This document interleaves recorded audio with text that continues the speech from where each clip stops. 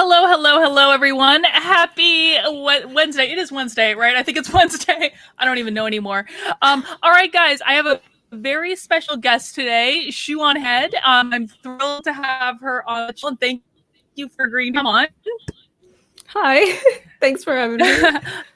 Yeah, of course. So how all this came about is you kind of reached out to me on Twitter and you wanted to have a conversation about why I left the left and to be able to get some clarity on it and maybe just to have a little bit of a dialogue. And so I'm always happy to have civil dialogue with people, whether I agree with them, disagree with them, and I think that's great. I do want to set the expectation just for everyone watching us. This is not a debate. Yeah. I don't think either of us have the intention of trying to dunk on each other. I don't think there's going to be any cat fighting. It's going to be fine. But we're just going to have a civil dialogue, and Shu has some questions for me, and I'm going to try to answer them to the best of my ability. And I've probably got some questions for her, and we're just going to have a dialogue, and we might agree on some things, we might not agree, and it's all okay. But I think Shu had something that you wanted to open with to kick off the discussion, so let's just jump right into it. Okay, so I wanted to reach out and talk to you because, I'm sympathetic to you. Is my internet connection good? Yeah, you're good on my end. Okay. Yep. Because I was having serious issues. Okay. So I'm kind of sympathetic to what happened to you because if you guys know, if you've seen my first channel on my Shoe on Head video, it was basically Carolyn's, how do you say your name? Carlin. Yeah. Close enough. Carlin's video. But except instead of a knitting community, it was my edgy little Facebook meme page. And it was invaded by Tumblr feminists. And at the time, I was very apolitical. I was a Democrat. I didn't really pay much attention to politics, but I knew I was a Democrat. I voted for Obama. Regrets. But and then all of a sudden, my little safe space online was invaded by, and this was 2013, 2014, by, Tumblr and everything like that. And my first video, I'm just like, oh my God, what is happening? All these people, I'm being called problematic. What does that even mean? What is happening? We're just joking. Why are there tone police and stuff like that? So yeah, I'm pretty sympathetic to that. And what sucked about it is I thought these people were kind of on my side because, again, I voted Democrat. I considered myself a liberal. We grew up in our little neoliberal society. We all oh, we're pro-gay rights. We want weed to be legalized and stuff like that. And so when these people kind of came at me, I was like, wait a minute, we're supposed to be all on the same side. What is happening? It's very ostracizing. It's alienating. You're very confused. So I get that completely, and that is when I got on YouTube and I started venting about it, because I didn't know anybody else felt the same way. I thought I was going crazy, and from there, sorry, it's okay. From there, no, go ahead. From there, I kind of got sucked into the world of politics by accident. So it wasn't like I was very political beforehand. I just kind of was pushed into it. And I feel like you're kind of the same way, in a way. Yes, I was very accidental at this. Yeah. And so, the thing that I have an issue with is, though, I've been doing this now for 6 years, critiquing the culture war and stuff like that. But the problem I have is, despite all the issues I had with these Tumblr feminists and these annoying people online and stuff like that, I still remained on the left because of my values and because of how I want the world to operate and stuff like that. And I think what you're doing is you're letting the culture war and the unimportant things cloud your judgment when it comes to things like economic policies and stuff like that. And your Twitter tweets, I took huge issue with. But if you want to move on from there, we can talk about that. Yeah, okay. No, we can talk about that. And I want to say, so apparently my camera is coming through pixelated in the YouTube. I'm getting raging texts from my husband. I just want to say, guys, I'm not really sure what's going on. I'm sorry. I will do my very best to try to fix it. Hang on, I'm just going to try to pop over to a different internet connection real quick just to see if that.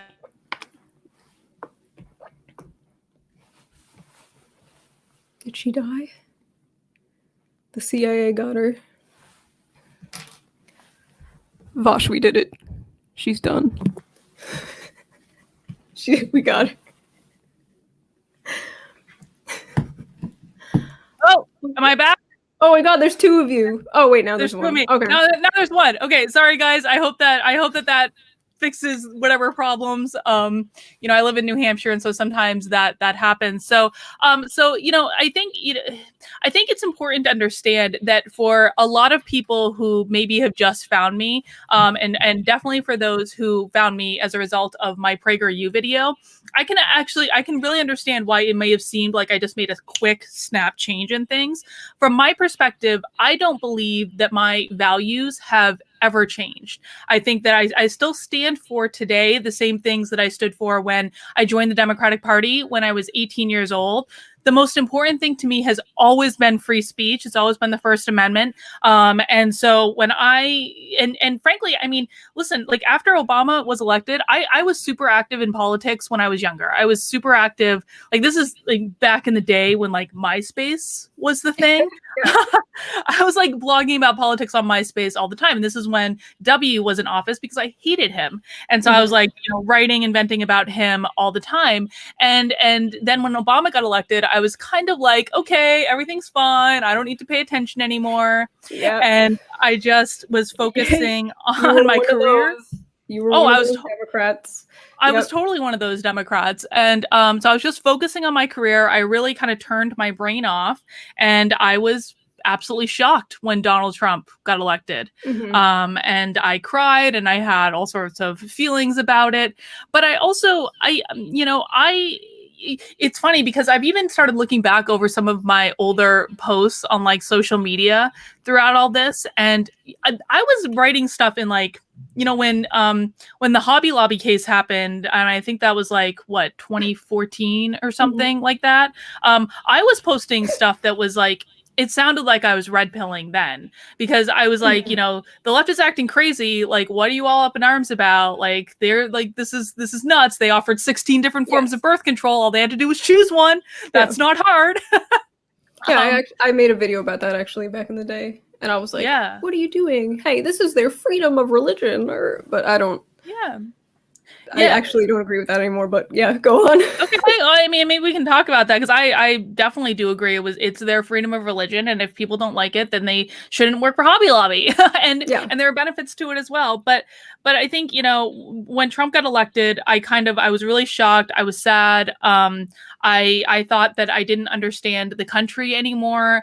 And really, it was just that I turned my brain off to what was actually going on. But I never like was really as angry about it as a lot of people. I had moments where I was very angry at Trump, but my philosophy was always that it was that like if we didn't find humor in the situation, we would drive ourselves insane. And so I would watch MSNBC every night being like, oh, haha, Trump did something stupid again. Ha ha ha ha ha. And that was kind of how I was handling it. And then, fast forward to my transition away from the left was it was like a full year-long thing, which when we're talking about my PragerU video, which is 5 minutes, you can't possibly explain a year-long transition in 5 minutes. And that wasn't even the point of the video anyway. And so, how I've just explained it to people is that I don't really think that my values have changed. I don't believe that the Democratic Party and the left are the ones that are going to be successful at actually implementing change that's going to lead to the values that I have. I don't believe that they're capable of it at this point because it's all about just, orange man bad all day, every day. So I actually agree 100% about the Democratic Party. I'm not a Democrat. A lot of my content is bashing the Democratic Party, as my audience knows. I really don't like them, and I agree that they will not implement any change, or well, they will slowly. It will be means-tested change. I hope so. Sincerely, I really do. I hope so. They do. I mean, they're like, obviously I agree with them more than the Republican Party, just because based on, the policies I agree with and stuff like that. But I think you conflate a lot of the left with the Democratic Party when they're goals and everything are completely different. A lot of the left agrees with you about the Orange Man bad stuff. They really also don't like the Democratic Party. And yeah, I think so. You were like a Pete Buttigieg supporter, right? I was, you know, the reason for that is I viewed him to be the most kind of sensible and smart choice that was also someone who I thought could be a viable option. So Mhm. in my ideal world, Tulsi Gabbard was actually my favorite. I just didn't think Tulsi Gabbard had a snowball's chance in hell of getting elected.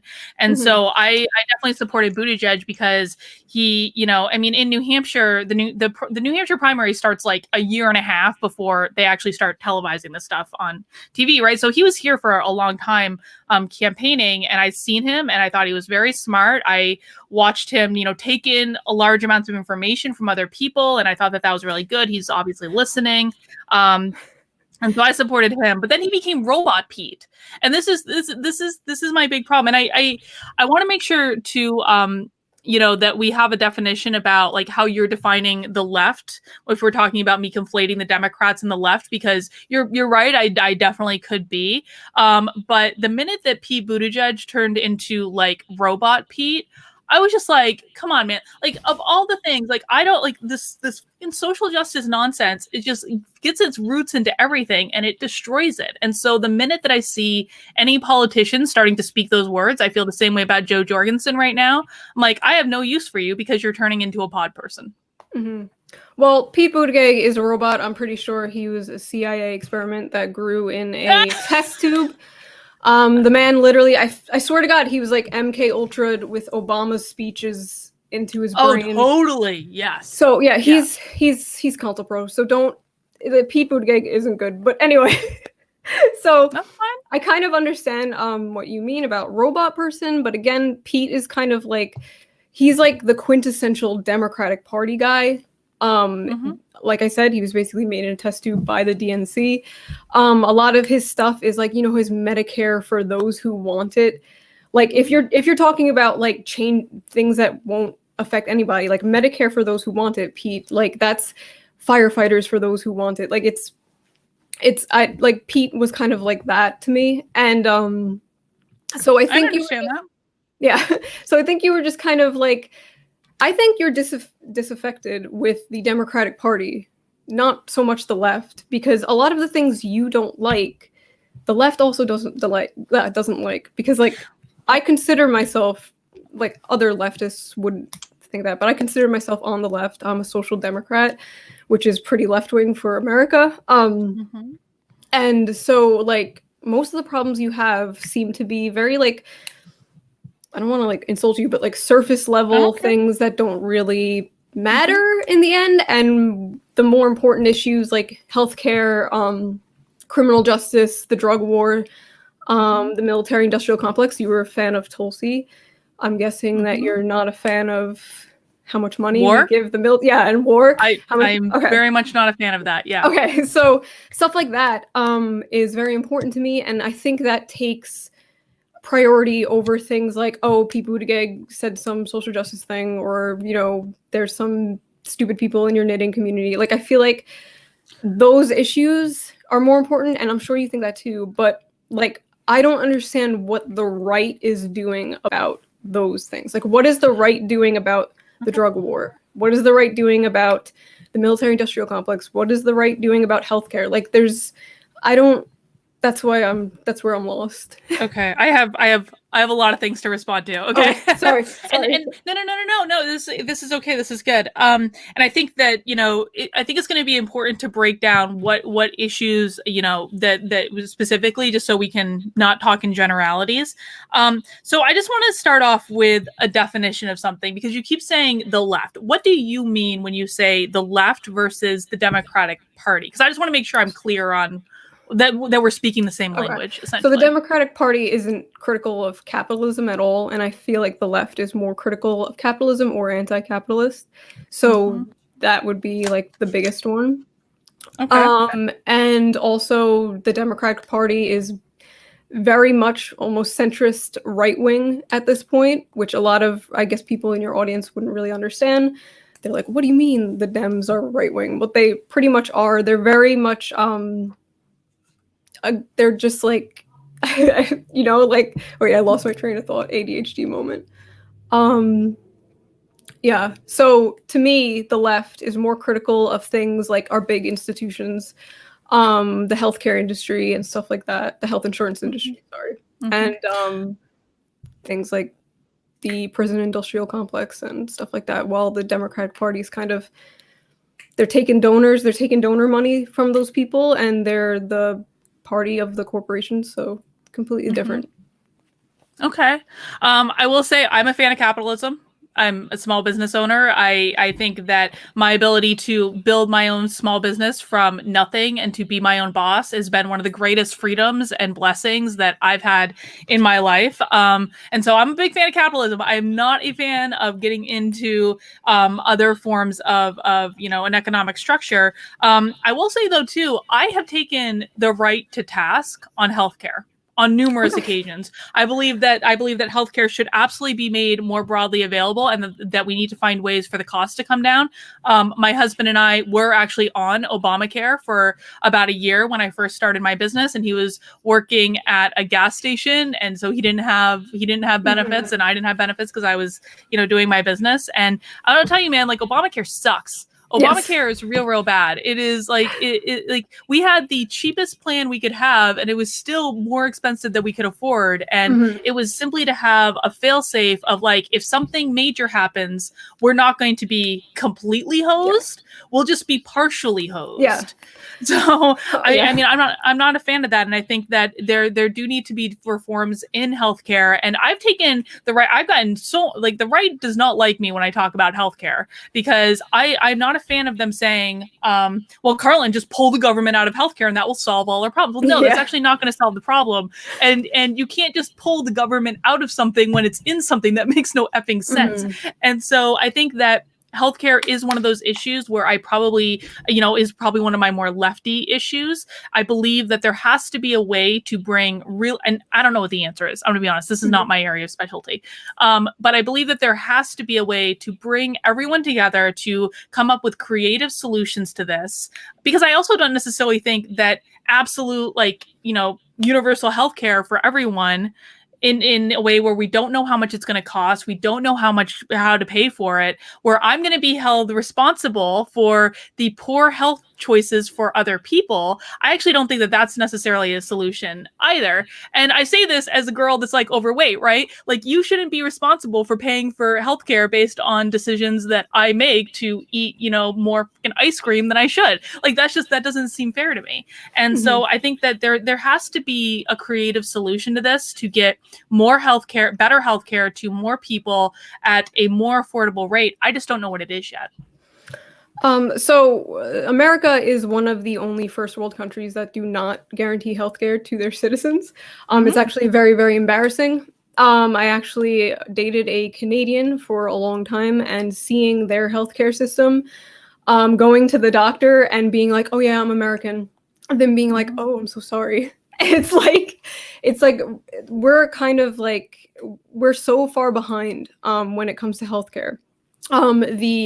Europe, Denmark, Sweden, all of these places, they all have healthcare for their citizens. Australia's system is pretty good. They have I think a public and private option, and it's working out pretty good for them. That I could see being a compromise.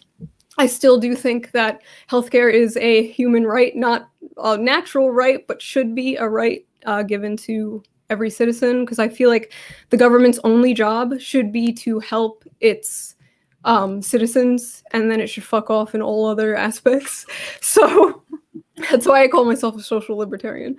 So I feel like the government should be a safety net above all else. Shouldn't be spying on us or taking our guns or anything like that.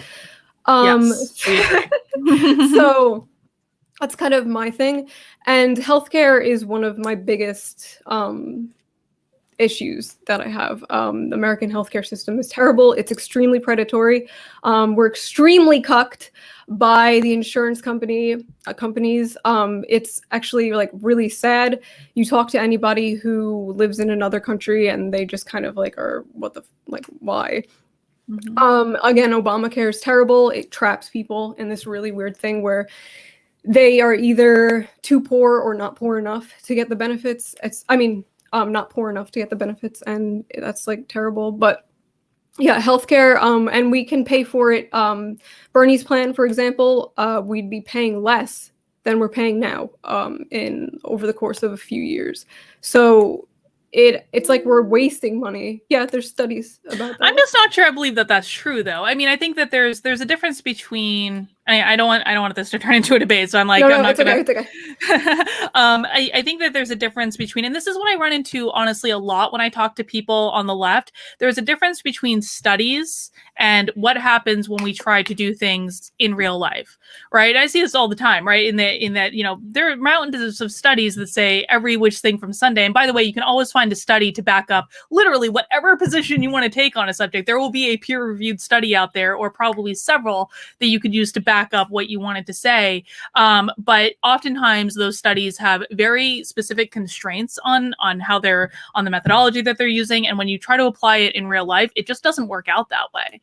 And I think that we are in complete agreement that there needs to be a better system of healthcare in this country that makes healthcare affordable and accessible to many, many, many more people. Can we say that? Well, I don't want it to be affordable. To everyone. I want it to be free, but yeah.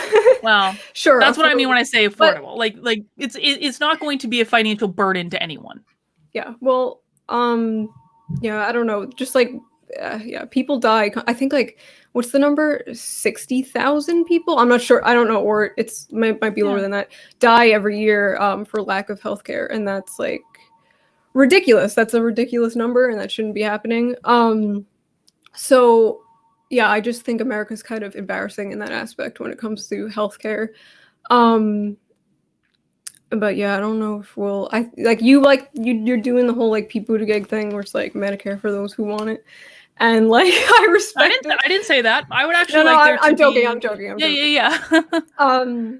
Yeah, so like I guess a compromise I feel like would be the Australian system where you have a public and private option. But I have issues with that too, but I guess I don't know. But if I could move on to something else that's sort of related. Yeah, but can I just? I just want to jump in and say one thing. So I think and you just brought it up actually, the issue of compromise. Above all, for me, compromise is one of my core values. It's you give a little to get a little. It's not digging in your heels to get whatever you want at the expense of the people that you're negotiating with. And so oftentimes when I approach topics like this, I go into it knowing that my ideal is probably not the thing that's going to work out. What's going to work out is if I can say, okay, here are my must-haves, here are the things I'd really like, but I'm willing to work on these things if you're willing to compromise on the must-haves. And I think that that's really ultimately the only way we're going to bring back, any sort of like civil dialogue to what we're doing. That's all. I guess I would agree with that. Just the problem with that's kind of what the Democratic Party does. They compromise. And by doing that, they just keep, I guess, being pushed more right, and then they just don't do shit. Like, I'm sure the people in your audience and you are just looking at the Democrats are not right wing at all, but they virtue signal really good. They virtue signal about we got to help the black people and with the fucking Democratic convention. Holy shit! Did you watch that? That was embarrassing. I'm trying not to watch it, to be honest, but I'm still hearing about it. So. A lot of that is just like this empty platitudes, virtue signaling and stuff like that. Most of the Democratic convention, as you've seen, was just like montages of people like hugging cops and hugging black people and everything was so great. And like zero policy talk. Bernie was the only one who actually brought up Joe Biden's policies. So he kind of saved the day in that aspect. But yeah, so the Democratic Party is good at catering, but they're not very good at actually doing anything. So they do that thing where they compromise. And sometimes I feel like when it comes to something like healthcare and things that other countries already have that we don't, I feel like I think it's time to stop compromising and just go for it. But yeah, that's just my opinion. I just don't think that's a realistic solution. And I completely get it, man. I think, again, I think this is the difference between an ideal world, and I'm much more interested in like what can we actually do to help the most people, right? Oh yeah, And I just don't think it's realistic. I don't think we're gonna snap our fingers and have like healthcare, obviously. But yeah, that's why people vote for Joe Biden. The exact reason you're saying that. That's why some leftists are saying just vote for Joe Biden, because we're not gonna, get everything we want. So we might as well harm reduction and get the most that we can. If we can get 20% of the things we agree with Joe Biden over nothing. So yeah, but so do you have anything else to say? No, go ahead. You wanted to go somewhere else? Okay, so I'm just trying to log the super chats so we can do them later. Okay, so it's kind of related to the healthcare thing. So, wait, I have little notes. 1 second. Okay. Okay, so can we talk about your tweets? Because they have something to do with this. Sure. Okay. So the tweet a lot of people took issue with was this, about your Dunkin Donuts run, and you can explain it better if you want. So you said, I stopped by Dunkin Donuts this morning. They screwed up my very simple order. I was running early, so I drove to another one. They screwed it up too. I bring this up because the people who can't take breakfast orders are the same demographic rioting that people are kowtowing to. Yes. What does that mean? Stand by every word of it. But I'll explain more if you want me to explain the context behind it. Yeah, so okay. I mean, it happened exactly like I said it did. Now, what is not in that tweet is I woke up. I was going to the gym in the morning. I was extremely hungry. I needed something on my stomach to work out. So I was freaking annoyed. I was uppity. I was like, whatever. And then both my breakfast orders got screwed up. I go to the gym, have a full hour-long workout, also starving. And so I was annoyed, man. I was annoyed. But at the same time, this is what I'm saying in this tweet is that these are the people who I look at in Portland and I see rioting, I see setting things on fire. These are the people who are trying to dictate the political conversation, and they're white, young people who frankly have not had much life experience and don't really understand the implications of what they're arguing for. And these are not the people who we should be listening to in terms of decision making for how our policy moves forward. I'm sorry, like I do not regret that tweet at all. It was not a racist tweet because I live in New Hampshire. Oh no, I didn't think people working on either of those things. I didn't think it was racist, by the way. I didn't see that as a racist tweet. I appreciate that. And I also want to say too, I was not rude to anyone at either of these Dunkin' Donuts because I am never rude to people in these types of jobs. I think that's horrible. Like their jobs are so much harder than what I do or like what you do, and I would never be rude to them. I didn't say anything to them. So yeah, I think that tweet was really taken out of context and made to be something it wasn't, but I completely stand behind the sentiment of that tweet. 100%. Okay, so I have questions. So how do you know those people working were left-wing and... I don't. It's not even about them being less left-wing. Okay. It's about them being younger, like young, like older teenagers, young 20-somethings, white, not having much life experience because you don't. I'm sorry if there are younger people in the chat. Like you don't have much life experience when you're in your late teens or early 20s. You just don't. Okay, but like I have issue with the fact that you're just like, oh, these people, like we can't kowtow to them. Like these people, you literally mean like working class people, right? No, I don't. I mean young, white, and inexperienced. Okay, there are many older people. Workforce.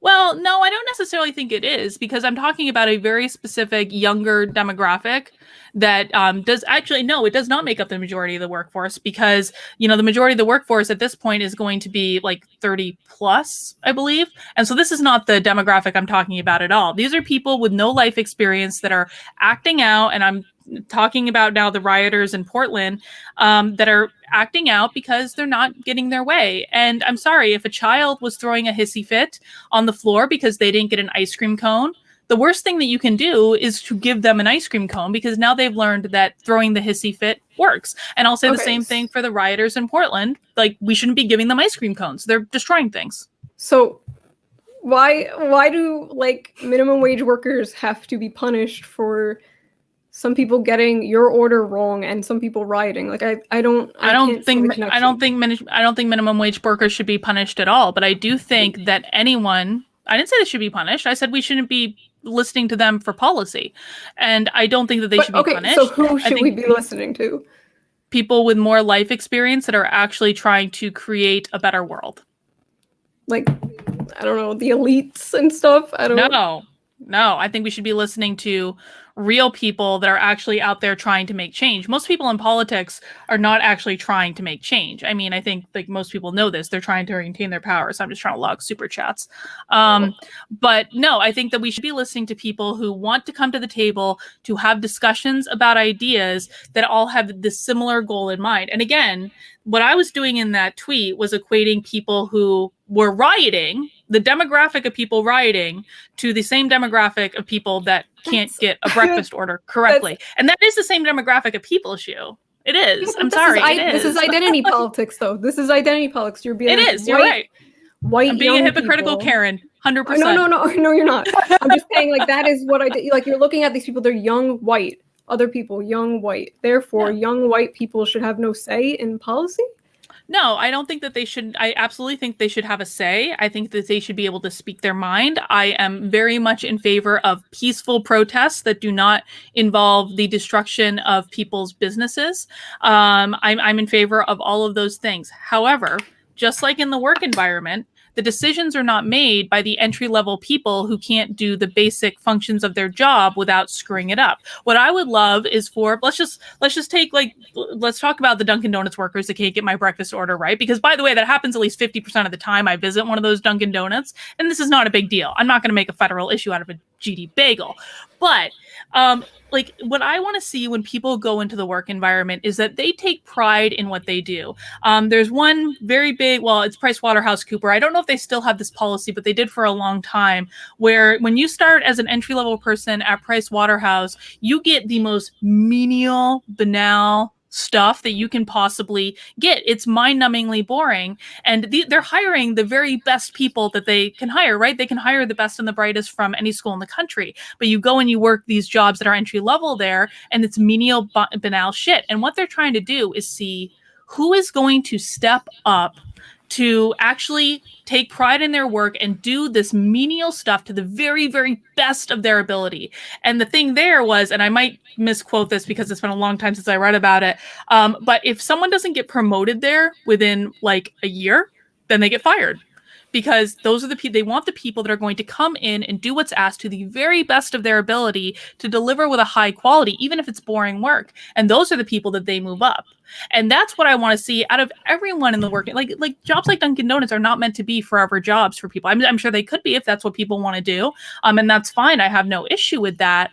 But they're meant to give people life experience in the workforce and learn so that they can move up. Maybe they do want to keep working at Dunkin Donuts, but maybe someday they move up to a management position. Maybe someday they own their own Dunkin Donuts. How great is that? And so what I want to see is people taking pride in what they do. And when people are putting their nose to the grindstone, doing their best every day, those are the people I will listen to every day of the week, but not people that take no pride in what they're doing and then say, oh, you should listen to me for how the world should be run. No. Go learn how to do the basics and then come back and let's talk. Okay, so I have some problems with that. So like you're kind of framing it as like, oh, if people don't want to work there, then they like, but the thing is like for a lot of people, that is all they can do. They either are paying off, college debt because they tried to get a better job and there are no jobs. Mm-hmm. They're probably trying to support a family. Maybe they're like a single mom or single dad. Maybe they have, medical bills. Mm-hmm. So there's a lot of reasons why somebody would be working a minimum wage job like that forever. And they probably work multiple jobs and it's probably really hard for them to, bootstraps when it comes to that. So the other thing, so I kind of disagree. Well, like obviously hard work is good. Like, girl boss to girl boss. Mm-hmm. We both are successful people. Like we did it ourselves. Nobody helped us. We just, did it. But a lot of people like don't have that same luck or privilege. So they can't do that. They're stuck in a rut. Well, hang on So though. Hang on. You didn't luck your way into what you've done. You worked hard at it, yeah. right? I didn't luck my way into what I've done. I've worked hard at it. Now, does luck play a factor? Of course, luck plays a factor. Luck plays a factor for everyone. But Mhm. I think that, anyone, I mean, listen, dude, like, let's be honest, YouTube is not rocket science. No. It's not rocket science. Like people can do this. Now, do we have privilege in terms of like having a computer and that occasionally works, having technology that does this right? Sure. But, someone can work up to that over time, just like you did and just like I did. And I don't think that, for me, as someone who coaches people, one of the things I know emphatically is that not everyone wants to work. Not everyone wants to put the time in. They don't want to put the energy in. And that's just fine. You get no judgment from me at that. If you want to go in and work a minimum wage job and do the bare minimum to get by and go home and relax and have a beer at night, hey man, more power to you. It's your life. It's not my life. It's not my choice, but that doesn't really matter. But the people that do want to go in and work hard and go from that minimum wage job up to that assistant manager job or the manager job, they should get the rewards of doing that. So, okay, so like there's a myth that like most poor people just are lazy or not trying, and that's not true at all. Most poor people are the hardest working people. People who I work agree. very difficult, dirty, gross jobs are working extremely hard, putting a lot of labor into what they do, and working again multiple jobs. People in Europe are kind of confused as why so many Americans work so many jobs. It's pretty amazing. They get to like take naps in the middle of work. Yeah. But anyway, so I take a lot of issue with the framing of, oh, they just want to do this, they're lazy or whatever, when that's not really true, or they're not putting in enough effort, because like a lot of people are putting in effort. They're trying very hard. I have to stop you though, and I have to really make sure that I'm not mischaracterized, because I never said they were lazy. I never said they weren't putting in effort. Like you can, not want to go above and beyond. You cannot want to pay attention to, did I get someone's breakfast order correctly? That's a choice. That is a choice that those people made, to come in and say, you know what, I'm just gonna like whatever, F the customer. Whatever. Maybe they don't have that attitude, but that's a choice that they made. Right. And I absolutely, maybe like I have a lot of faith in people. And I think that when people make the decision that they want to do something, in most cases, they can figure out a way to get there. Now, maybe not snap of a finger. Maybe it'll take years for them to get there. But listen, man, I did not grow up in a wealthy family. Mm-hmm. Right. And, the only thing that I've ever seen really be a driver of success out of, I didn't grow up in poverty, but, I did not grow up in a wealthy family. Everyone around me worked hard. And mm-hmm. my father started a business, and my mother worked multiple jobs from the time she was 17 years old. And I've been working since I was 15. And, so was my brother. And, like there's nothing wrong with going in and saying, this is the job I have right now. But I know that if I work hard and I don't quit, then I can get that better job, or I can maybe own the business someday. Mm-hmm. And that's what I want for everyone. But not everyone wants that. And that's fine too. There's nothing wrong with that at all. But I also don't think it is fair for people who don't want to go that extra mile to expect that they are going to experience the same rewards as people who are working their asses off. Wait, what's the rewards though? The rewards could be whatever they want it to be. It could be a better paying job. It could be the money to put a down payment on a house. It could be a nice vacation. It could be a new car. Whatever rewards they want. But if they aren't willing to put the effort in, or they don't feel it's important enough to put the effort in, then, I'm sorry, like I shouldn't have to hold back on, buying what I want to buy or doing what I want to do, because it's going to make someone else feel bad that didn't work as hard as me. Okay. Well, like to me, because your other tweets were like, well, I can read them in a second, but so like to me, the reward, I feel like is like, I think you're again conflating this weird thing. You're like, oh, like just put in effort and you can get the things that you want, which is absolutely true. I don't think anybody disagrees with that. I don't think we should be giving out free cars. I don't know, like, you know what I mean? But I'd like a free car. I just don't think it's practical. Yeah. So like to me, the minimum wage workers, I feel like should be being paid a living wage. I feel like Americans shouldn't be able to, shouldn't have to work multiple jobs to support themselves. That's like extremely dystopian to me. And so can I read your thingies? Sure. Go ahead. Okay, so this is one of the biggest issues that I have with you, is this idea, this like I'm becoming more conservative because people are mean to me online, which you said is a straw man. But I never said that it was because people were more mean to me online. Okay. I never said that. No, I know, but that's just that's the meme. Like that's the thing. Yeah. So you said after everybody kind of jumped on you for the Dunkin Donuts tweet. Hold on. Okay. So you said, serious question, do the people with the rose in their profile understand that the insanity they spew on here doesn't actually help make their case that they deserve a higher minimum wage, or would do anything but waste our taxes getting free college education? Now that I've spent my morning blocking a bunch of Rose Twitter, I just want to say thank you. You see, I was always in favor of increasing the minimum wage, a public option for healthcare, making college more affordable, and all the lefty ideas I was okay with, but no more. Y'all have made me significantly more conservative, more libertarian really, than I was 24 hours ago. Yeah. So 100%.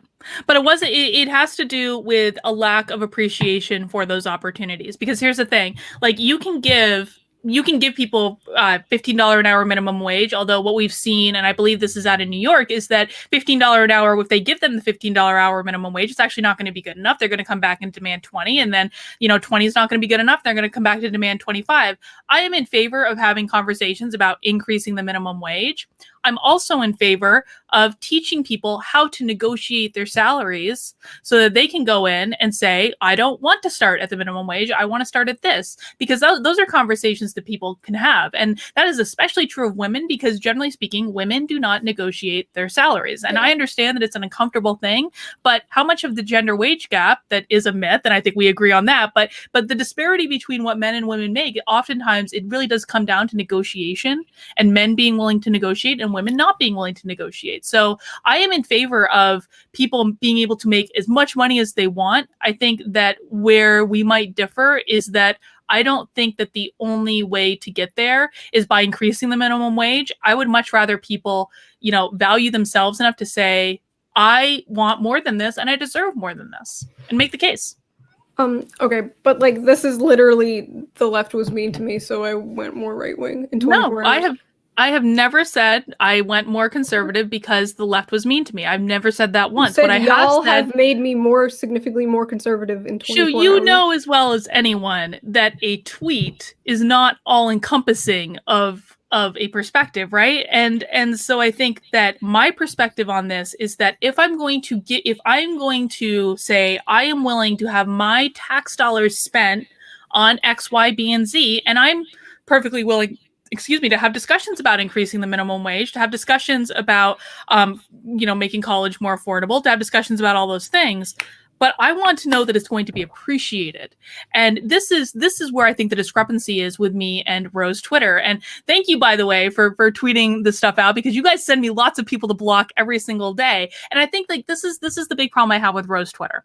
It's that it's not about coming to solutions that are going to work for everyone. It's about dunking on people, and it's about twisting people's words, and it's about, making it into just a really unproductive conversation. And so when I'm saying that I want people to be grateful and have appreciation for something, it's because if you appreciate something, if you appreciate a $15 hour minimum wage, if you appreciate free college tuition, if you appreciate any of these things, you're more likely to take advantage of them and actually use them. But I don't think that there would be any appreciation from, especially if we're like, let's talk specifically about Rose Twitter for a second. I don't think there's any appreciation. And if there's no appreciation for the opportunities that they have been given, then fundamentally those opportunities aren't going to do them any good. And in fact, it's going to be more enabling than anything else. And so if they came to the plate and said, yes, I love this and I'm going to use it, and they go to college and they make the most of it and they work really hard and they do their thing, I would be completely in favor of free college for people who would do that. Completely in favor. I think it's going to make them more productive citizens, but not if it's going to be unappreciated and they're just going to come out and destroy things, like, and riot and burn things down and cry about how the government doesn't give them enough. That's not cool with me. I don't really know what you mean by appreciation though. Like, okay, so Yeah. you drive on roads every day. Do you write letters to the government thanking them for roads? I don't understand what you mean. Like, how would you I actually like talk about how great the roads are in New Hampshire all the time. Honestly, I really do. New Hampshire takes good care of their roads. I appreciate it. But I don't really understand, like, what do you mean show appreciation? Like, I mean, like, I'm sure people would appreciate not dying and being in debt with healthcare. Like, I don't really understand. Like, so you don't want this progress, or you do, but you're saying, like, you don't know if people will appreciate it, and that's why you're holding off. Like, I don't really. Yes. Because if people don't, and I get why there's confusion. I don't know that I'm explaining this well. I can give someone the perfect dream job. Let's just say, I concocted for you your perfect dream job with your perfect salary, with your perfect everything you wanted, and I put it in a neat little bow, and I said, "Shoo, here you are." Now, there's one version of you that could say, "Oh my God, this is amazing. This is what I've always wanted. I'm so grateful for it. I can't wait to get started." All this stuff. That's being appreciative of an opportunity that you've been given. But how would you see that? Hang on though. That I have no problem with. But if you say, "Oh, okay, well, thanks, I guess," and then you don't show up to the job and you don't work and you don't put the time in and you don't put the energy in, then you've squandered this amazing opportunity that's just been given to you. And that's the difference. So if I have someone that truly appreciates, that I feel would truly appreciate the opportunity to go to college for free, and they never thought they'd be able to, and their parents don't make a lot of money, and oh my God, this is amazing, and they're going to work really hard and they're going to do their things and they're going to show up to class instead of partying all night, I will send that kid to college for free every single day of the week. Yes, absolutely, because that's not going to be a waste of money. But if they don't appreciate it and they're smoking weed every day and they're just drinking all the time, then they don't appreciate that opportunity. And the impression that I get right now from not just Rose Twitter, because Twitter is not real life, and I think we need to acknowledge that, but the impression that I get right now from, frankly, the progressive left is that they just want more, and they don't appreciate what's been given to them. And I think we can look at what happened in the Chaz in Seattle, where they had this 6-block radius that they could have created their little summer of love, and it could have been rainbows and unicorns and hippy dippy nonsense and all this stuff, and it would have been great. And hey, more power to them if that's what they want. And what did they do? Like, that place was a mess when people left. Everything was spray painted. Things were destroyed. The neighbors were pissed off. The store owners were being shaken down for like bribes to the militia that they instilled. Like, it just wasn't appreciated. And so that's the line for me. If I'm going to give something to someone, then I want to know that it's going to be a good use of it. Does that make more sense? A little bit, but like, how would you see that appreciation on a fundamental systemic, like, I don't really understand, because you're like, oh, you're treating healthcare like it's like some gift, and it should be something like we all should have. Like, I don't know, how would you see that? Like, you're speaking very anecdotally, where you say, oh, like, I want a college kid to be grateful and not smoke weed all day. Like, I don't really, what do you, because most people who will benefit from things like this, it will be worth it. Sure, you'll have like freeloaders or whatever, but on like massively 99.99%, it will benefit the people. It will be better for the overall country. And I feel like just being like, oh, you won't be grateful. Like, I just feel like that's kind of, I guess I just don't know that that's true, though. And I think that if people are given things, that makes them less inclined to want to work hard for it. Ultimately, at the end of the day, if it's something that is given without appreciation, then like, why would they appreciate anything else going after that? And so if we aren't teaching people to work for what they want, to be responsible. You think that should work for their healthcare, though? I mean, like I said, I am open to different conversations about healthcare, but I also think that healthcare is someone else's labor which is what healthcare is. I mean, on many different fronts, from the doctors, the nurses, all the different people involved in healthcare. Is are you like are is healthcare something that should be a basic right? Is someone else's labor a basic right? No, it's not. It's not. It has to be paid for somehow, and those people went to school for a really long time to learn how to do that, and that all has to be paid for. Yeah, and so look at the Nordic countries. I forget what country it is, but their doctors and nurses get paid more than ours here, and they have universal healthcare. Like, it's not like they're slaves; they're gonna get paid. Well, like I said, I'm not actually opposed necessarily to universal healthcare, but I want to have a conversation about how it can be paid for. I don't think that you or I or anyone else is entitled fundamentally to someone else's labor, to someone else's hard work, to the years that people put into school. And I mean, listen, man, like I've had 26 years of schooling, and I get told I get made fun of all the time by socialist Twitter for it. So do I think that they really respect the amount of time and work that goes into something like this? No, I don't. I don't, dude. I don't. Carolyn. Sorry, I have a friend named Carolyn, so I keep doing that. Oh, good. Like, you keep doing these anecdotal things, though. You keep saying, like, I don't know. I can't wrap my mind around it, because, like, I don't know how to reach you. Sorry. I mean, I think ultimately you're probably not going to convince me that that healthcare is a basic human right.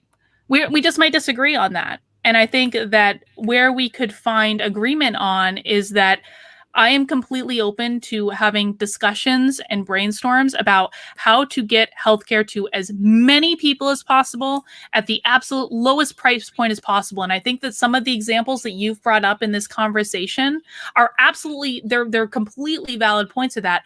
I'm just not a healthcare expert. So I don't have a list. Yeah, I just don't have a list of studies that I'm going to go through. I frankly read enough peer-reviewed research through the 7 years that I was working on my PhD part-time to like satisfy me for the rest of my life, and that's just not how I like to have discussions. So like my biggest issue, again, I feel like we might be talking in circles, but you're like, oh, they're kicking and screaming and for their ice cream, and like we don't want to give them their ice cream. What's the ice cream? What is it to you? What do you mean? Well, do they even know what the ice cream is? Living wage, healthcare, ending the drug war. Do you really think that if we gave them everything they wanted right now, that they would stop rioting in Portland? Because I don't.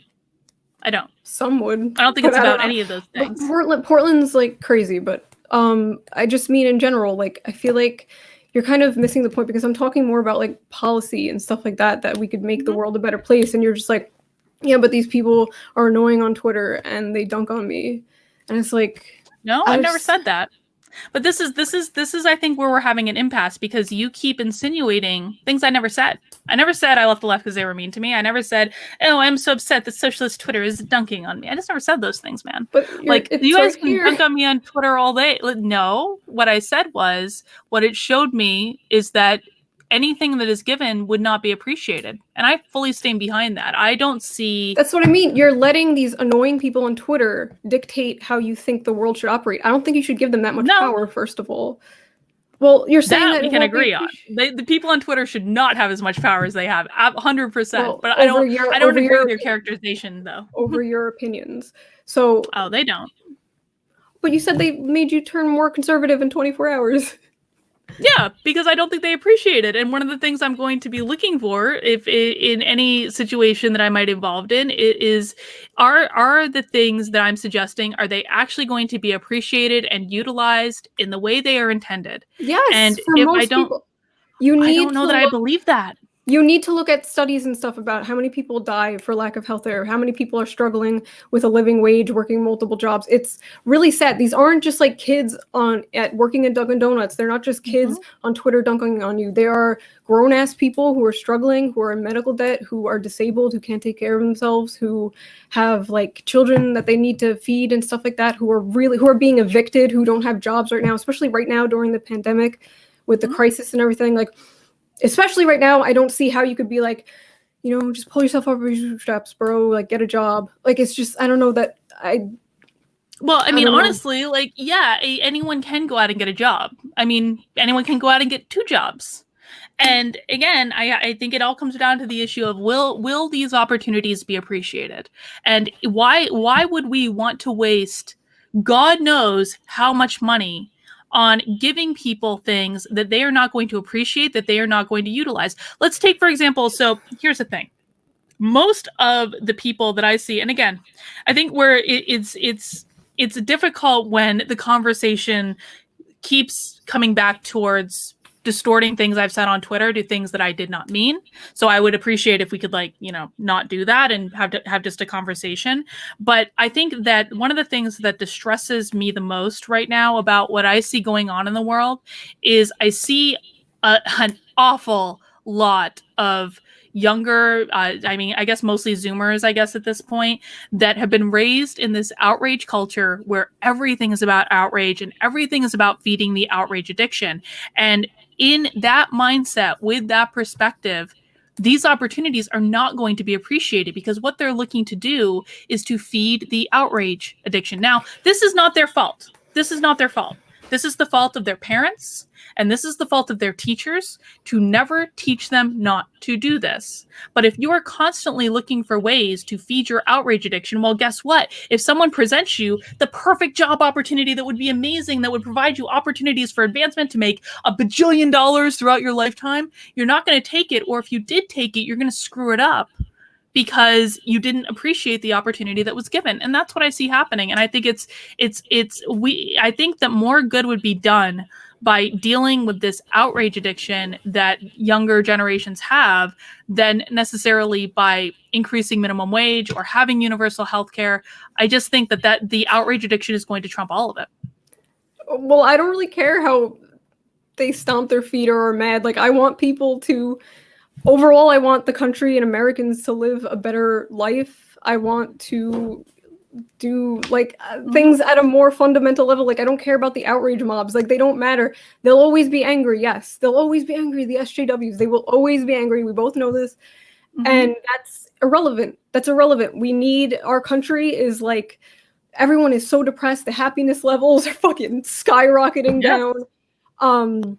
Society's just collapsing. The evictions, the lack of jobs, the suicide rate, especially for men, is like enormous. Overdoses and stuff like that. Our prisons are so full of people who should not be there. And all of that is just so much more important than, outrage mobs. Like, we can criticize, like what I do. I criticize the outrage mobs all the time. I make fun of them.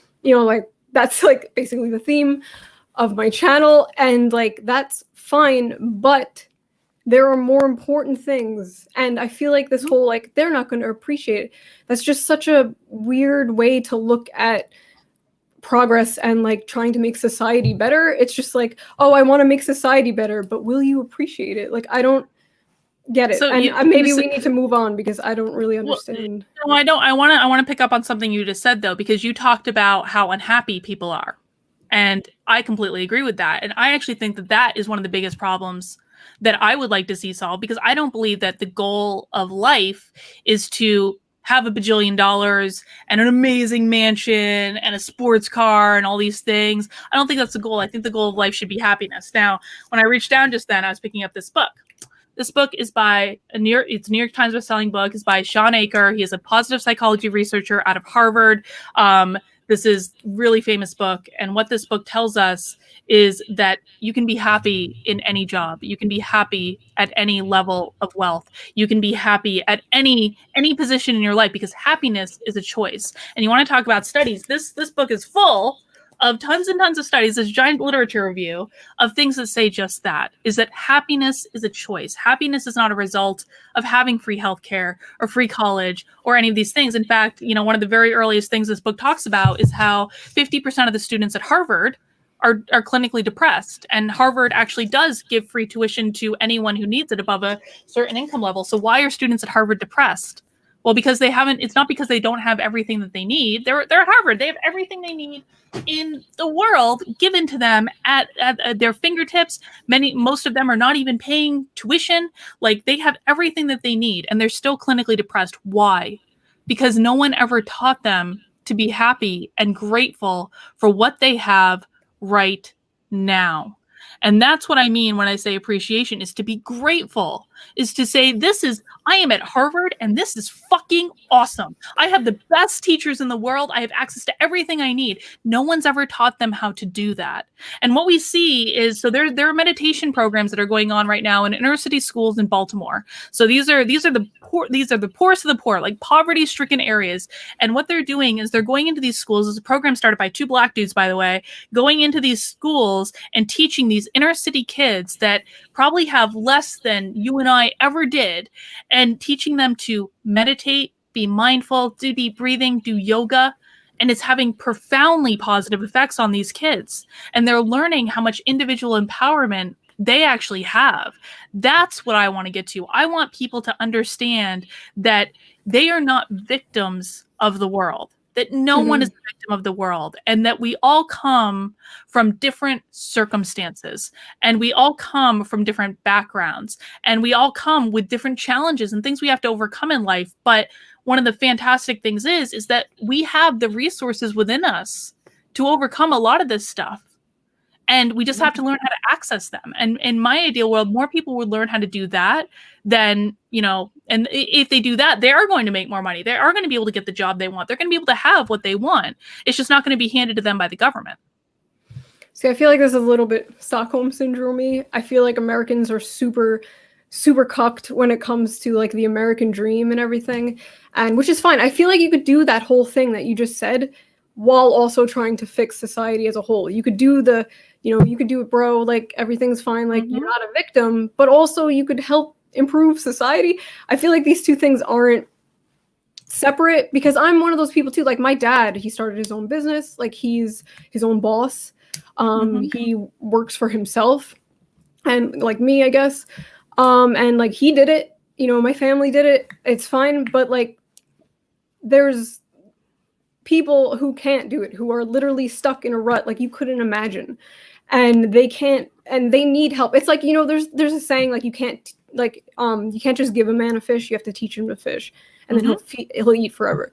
So my thing is, like, we don't have to give people the fish, we don't have to give them cars, we don't have to just hand them money. I get, well, UBI is like cool, I guess, but we don't have to like literally do that thing, but we can give them the fishing pole. Like we can help them, so like is it equality of opportunity? Yeah. Right? You believe in that, right? I believe in equality of opportunity, yes. And let's actually just play off that fishing pole, because I completely agree with that. I am completely in favor of teaching a man to fish, giving him a fishing pole, saying, sir, go forth and conquer and live your best life. And so I'm completely in favor of that. But what happens if the man takes that fishing pole and goes down by the river and says, screw this, I'm not going to catch any fish anyway, breaks the pole over his knee? Am I supposed to give him another fishing pole? Well, like, how would you know that I feel like your examples of people being ungrateful are so minuscule and not important enough. Like, you know what I mean? Like, I feel like on the whole, it's more important to help society than it is to be like, oh, that guy doesn't care, he's not grateful. Like, of course there'll be some people like that, but overall, we're going to see an increase in life, an increase in happiness and stuff like that. But the research doesn't actually back that up, though. If people, and again, I've got a whole book of research right here that I can go through and find examples if you like.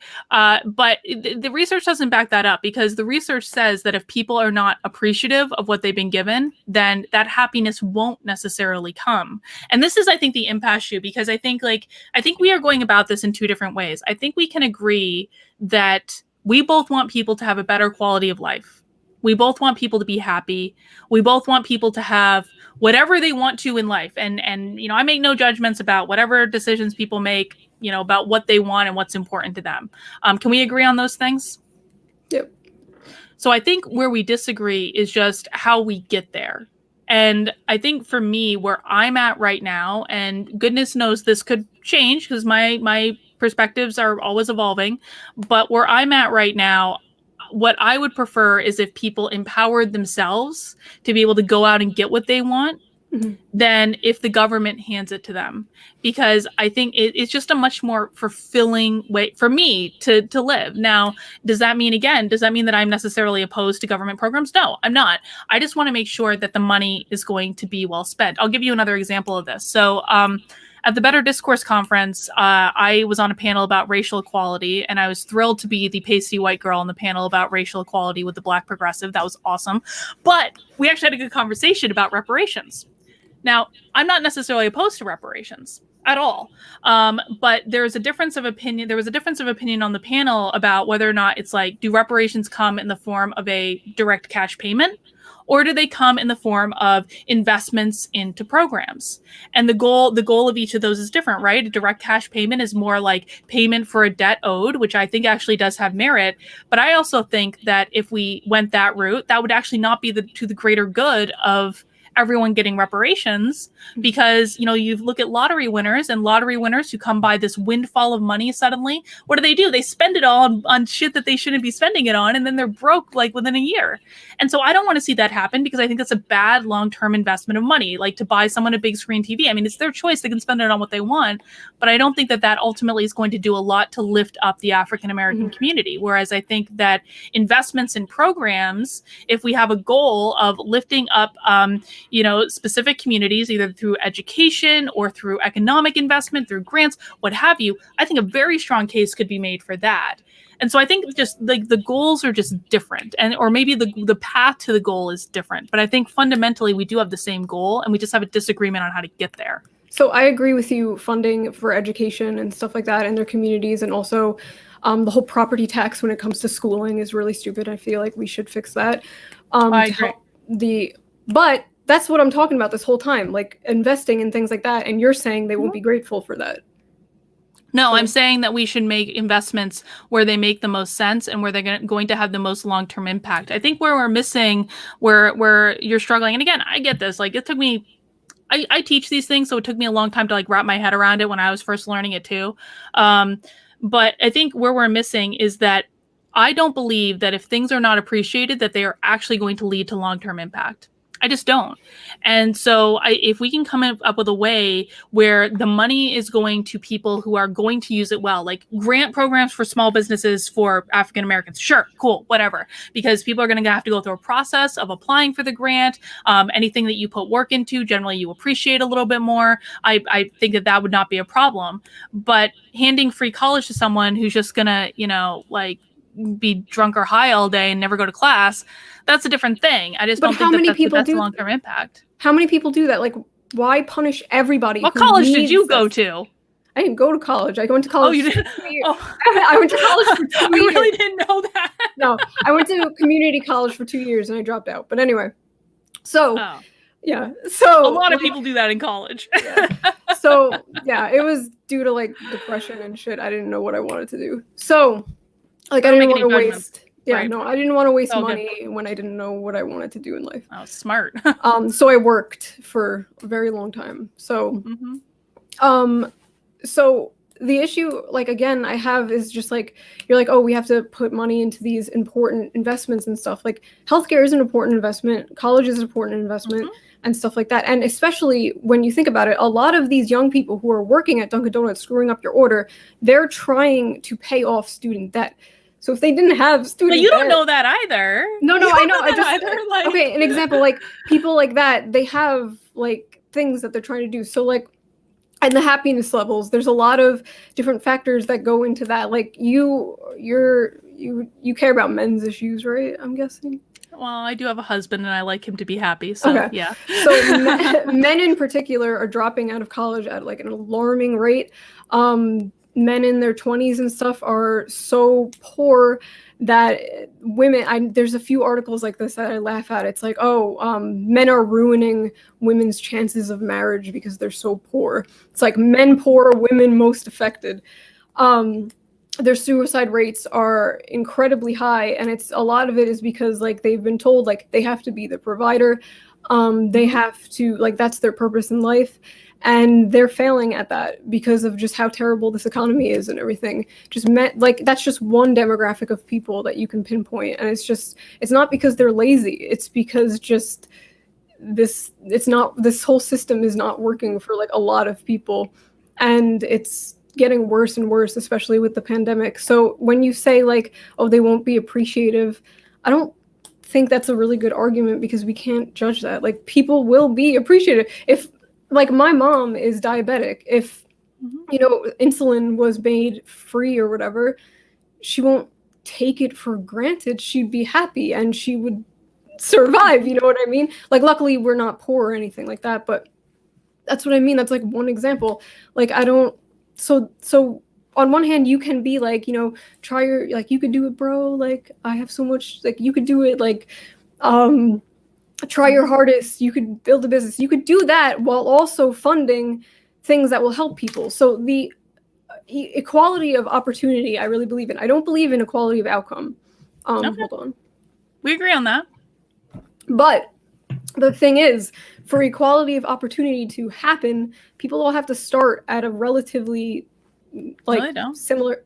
Okay, but I think they do. So for them to get that outcome, they should all start at the same level. Like, there's people who will be poor forever.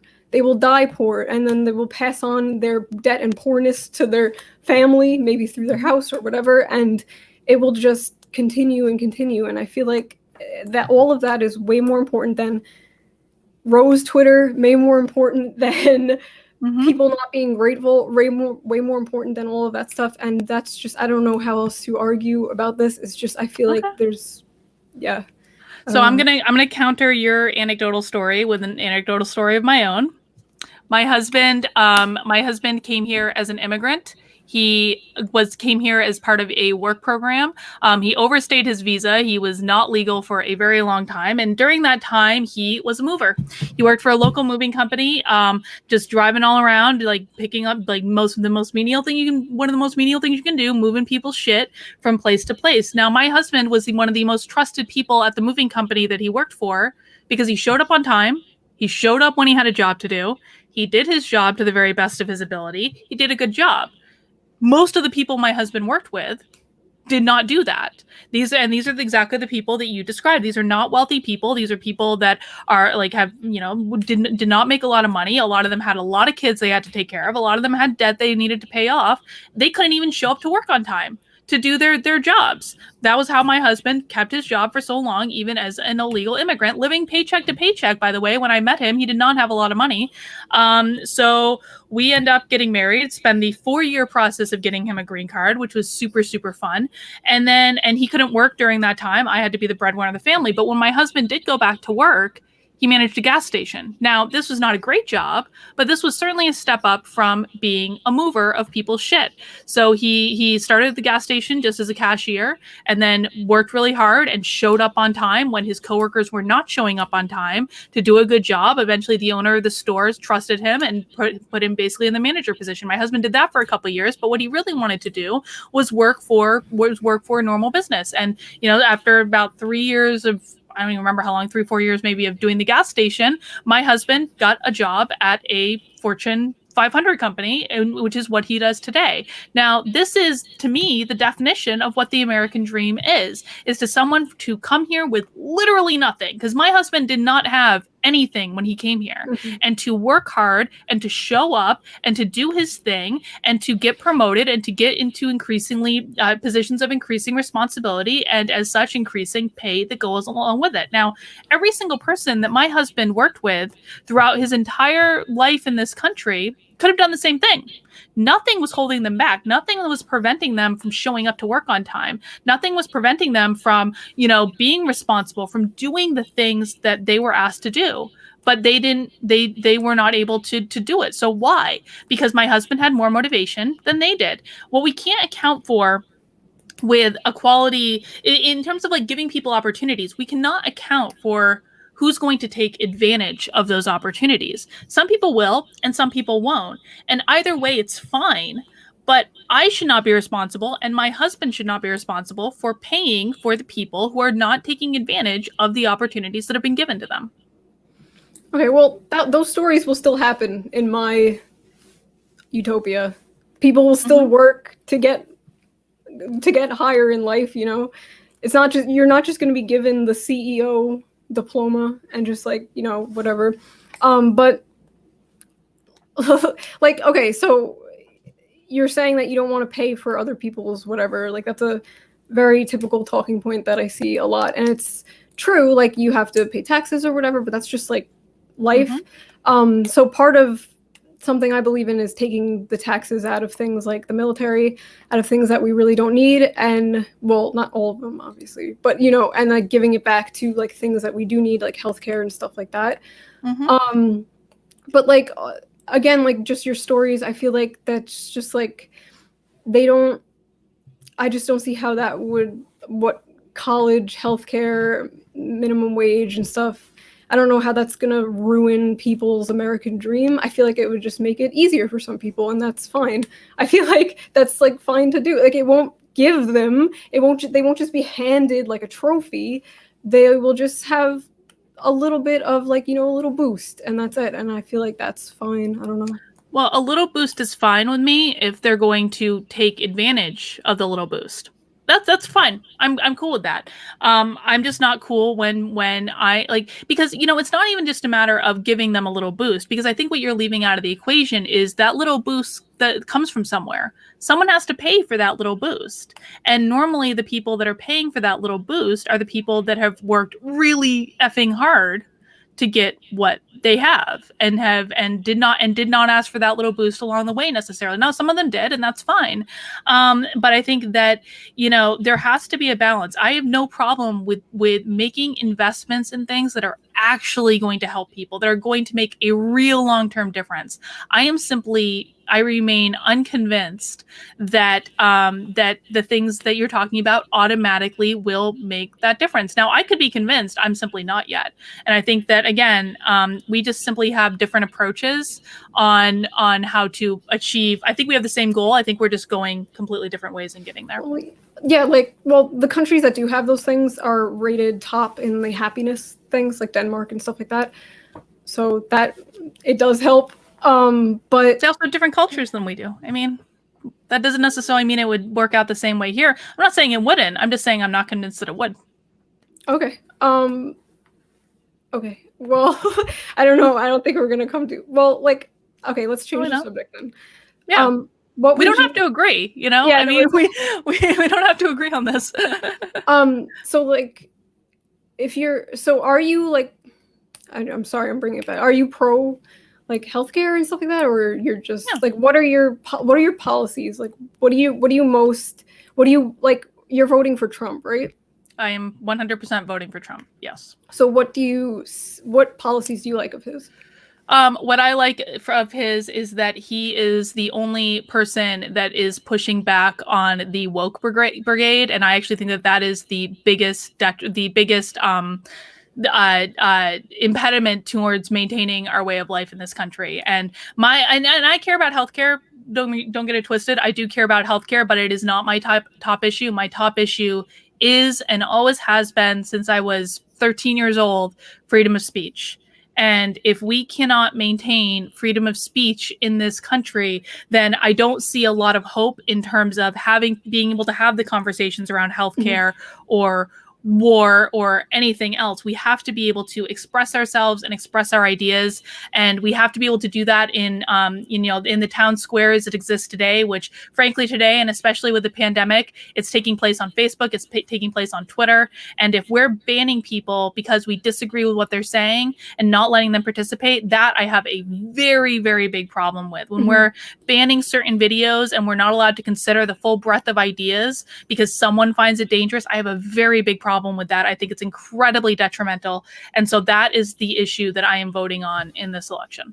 Okay. Well, obviously I'm pro free speech too. It's one of my biggest things that I've been talking about on the internet for a very long time. Trump is not very pro free speech though, at all. Yeah, I don't know why do you say that? Well, he's got the anti-BDS bill, which prevents people from boycotting things from Israel, which is not freedom of speech at all. He's been going after flag burning lately and people kneeling for the national anthem. He's been saying that he wants to ban flag burning, which is one of the biggest freedoms America has, the freedom to criticize your own country. And even the most offensive ways. Mhm. That's pretty bad. Like that's, it's not like a huge issue, but that's just one of those things where it's like, Mhm. what is he doing? That's pretty bad. He also, on a personal level, he also sued Bill Maher for making a joke about him. Yeah, that's Um, ridiculous. Yeah. I don't think Trump is a perfect person. no, I don't think you do. So I am don't not don't under worry. that delusion Yeah, at yeah. all. So, I disagree with his stance on flag burning. I do. Yeah. mhm. So, like I don't disagree with you, obviously, that the left is like a free speech issue or whatever.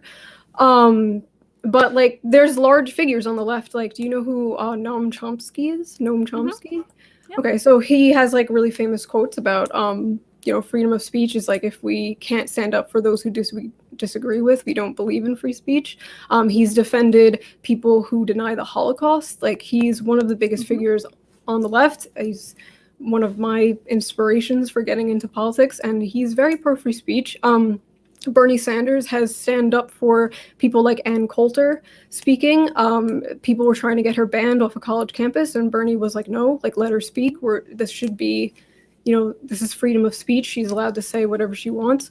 Um, there's a lot of the left who do very much care about free speech, and I think there's two different types of left wing. There's the left wing who truly want equality, and there's the left wing who are pushing us more to an Orwellian society by Hmm. wanting that equality. And I disagree with the latter, obviously, but I feel like I don't know, I feel like healthcare and shit, people not dying, I feel like that's way more important than Trump just kind of being like, hey, I like freedom of speech, but then also being like, let's burn the flag and also you can't boycott Israel.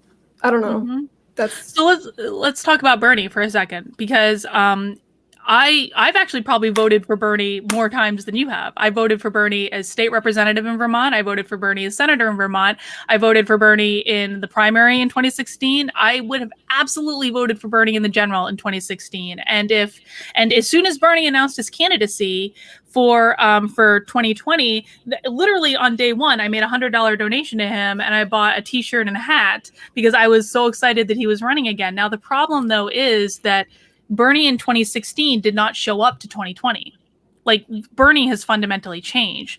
If Bernie today was the same guy that showed up in 2016, dude, I love Bernie. I have met Bernie so many times. Like he is like I always thought he was a good, genuine dude, and he would have had my vote if 2016 Bernie had showed up. Now, mhm. would the Democratic Party have let Bernie have the nomination? No, I mean, of course not. They screwed him this time, just like they screwed him last time, and I would have very much preferred. And I've said this on my channel as well. Like, the Democrats should have just let the primary play out, and they should have just let Bernie win because Yeah. that was what was going to happen if they hadn't meddled, and I would Mhm. have been completely in favor of that. And maybe then, depending on how Bernie's message shifted once he got into the general election, it is entirely possible that he may have gotten my vote. But sadly, we are stuck with Joe Biden, who obviously has dementia, who I think is getting worse and worse and worse every single day, and it's a rock and a hard place. It's this is not a good choice, Mhm. and I have never been like I'm playing up the MAGA stuff right now, honestly, because the left has like really pissed me off.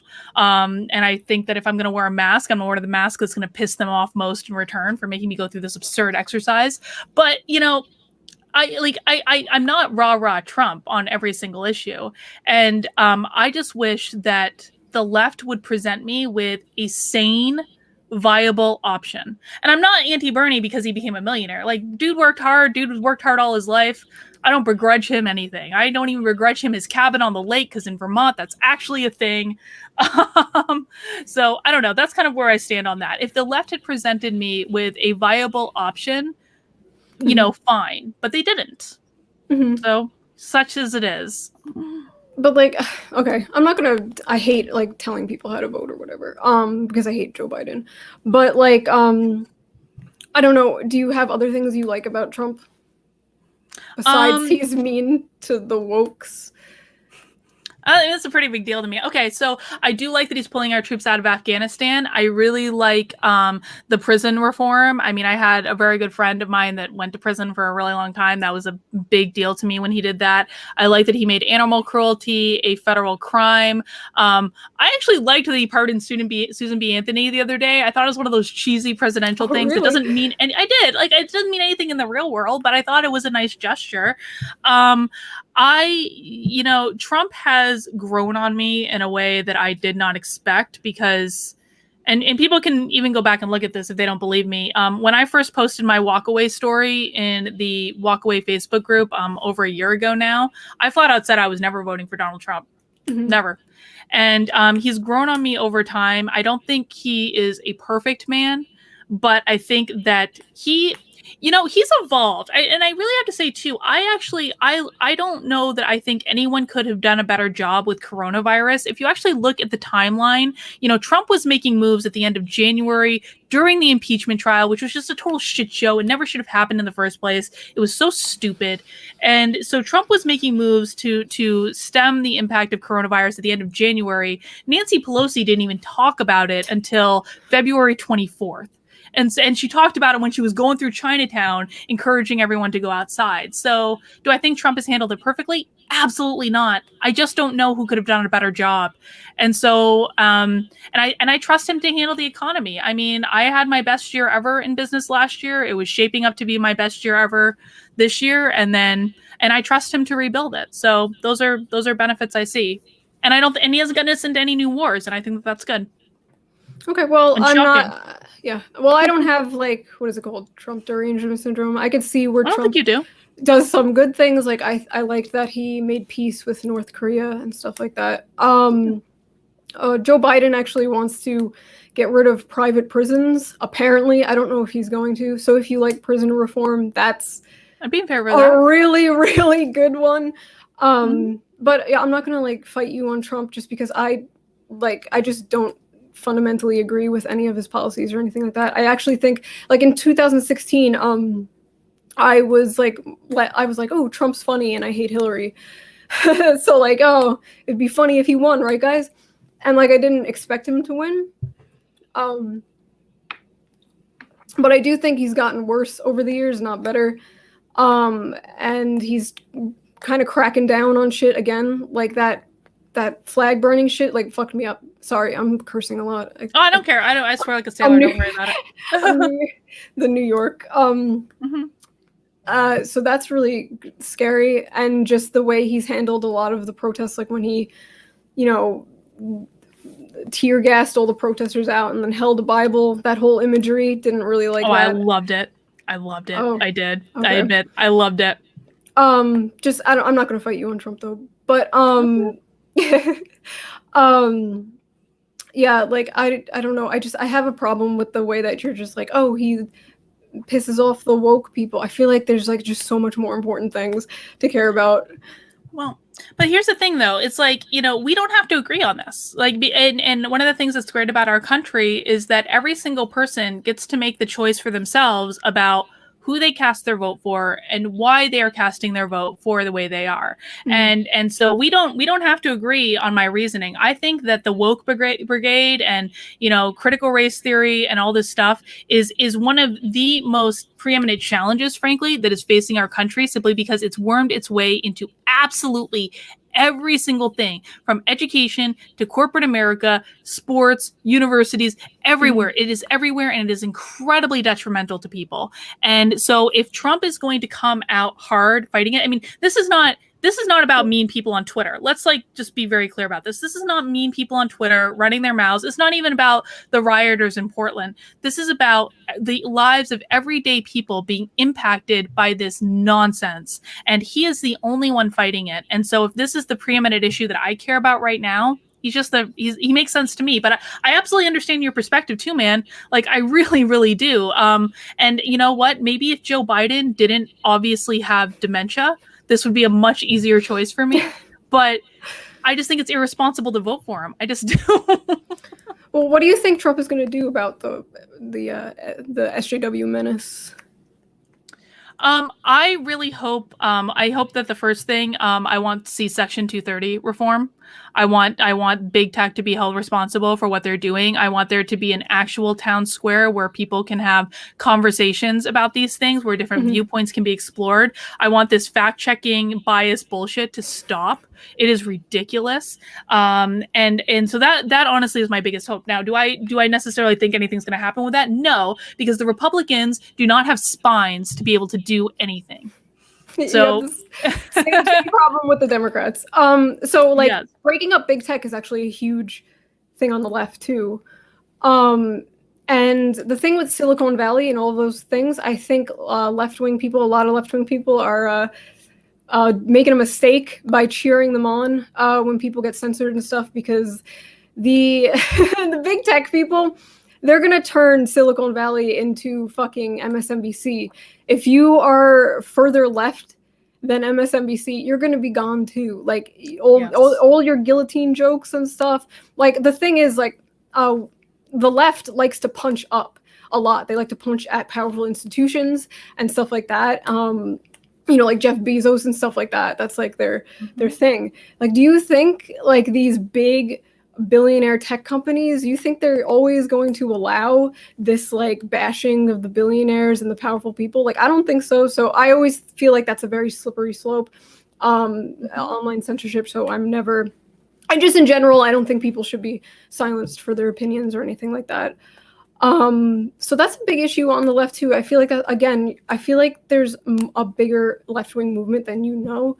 My community, we're mostly, I think we're like a really big percentage of left-wing people who are also what people have called me anti-woke left. A very big movement. My audience in general has moved to the left over the years. I did a survey of like 40,000 people from 2016 to now, and we've all pretty much kept the same opinions about, you know, the woke people, the SJWs. Like, they're annoying and they kind of like get in the way a little bit, but to me, like, their goals, their like the things they believe in, their policies and stuff, I line more in line with that. And if what you're saying is true, so do you. If you care about things like healthcare and making people's lives better.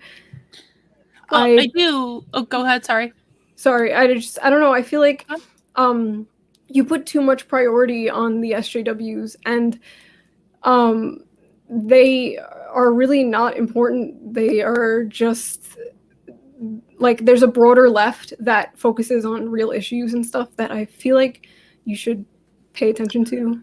Well, I would love to meet that left, because that left has eluded me. And listen, I have some friends that are on the left that don't have Trump derangement syndrome, and you know, I don't really have many disagreements with them, because at the end of the day, I am, you know, I do fancy myself a liberal, though I think I'm more libertarian now than I have been previously in my life. But I will say this: if that left exists, then where the fuck are they?